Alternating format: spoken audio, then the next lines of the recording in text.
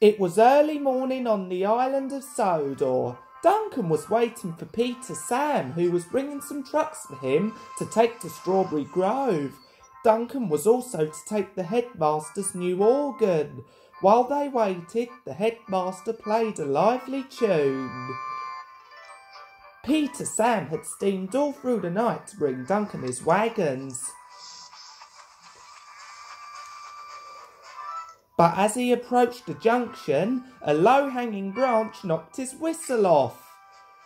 This meant he couldn't work until he got a new one. "I can't run on the tracks without my whistle," said Peter Sam. "That would be too dangerous." "An engine's not an engine without a whistle," boasted Duncan. And just to prove it, he let off a big blast. But the rest of the engines just ignored him. Duncan puffed away in a big huff. He was cross. "They're jealous of my fine whistle," Duncan huffed as he steamed through the countryside. He whistled at some sheep, but they were too busy eating grass to take notice. "Bah!" said Duncan. "I need to whistle louder and longer next time." Soon, Duncan approached a crossing where Elizabeth the quarry lorry waited with a farmer's prize bull.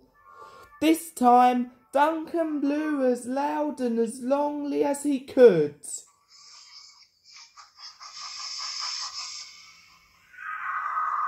Said the bull. "Stop that nonsense, Duncan," Elizabeth called. But Duncan carried on cheerfully down the track. He hadn't noticed his whistle had come loose. Soon Duncan saw Terence ploughing a field. "He'll get the loudest and longest whistle yet," he chortled to himself. And he blew so hard his whistle shot off like a mighty rocket and landed out of sight. Everyone searched for Duncan's whistle, but it was nowhere to be seen. "We're stuck," said his driver.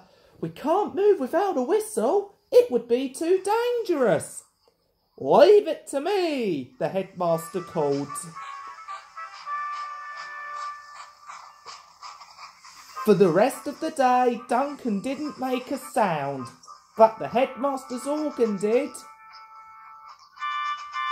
As Duncan delivered his trucks, the headmaster tooted the organ at every crossing and every stop. It alerted everyone just as well as a whistle would, although Duncan didn't think so.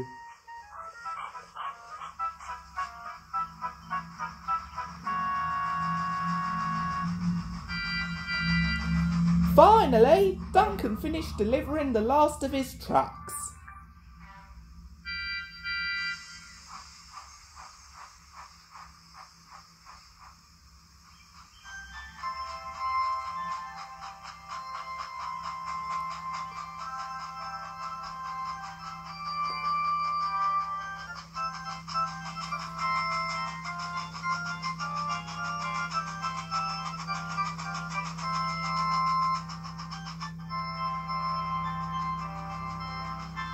Duncan steamed back to the yards as the headmaster played the organ.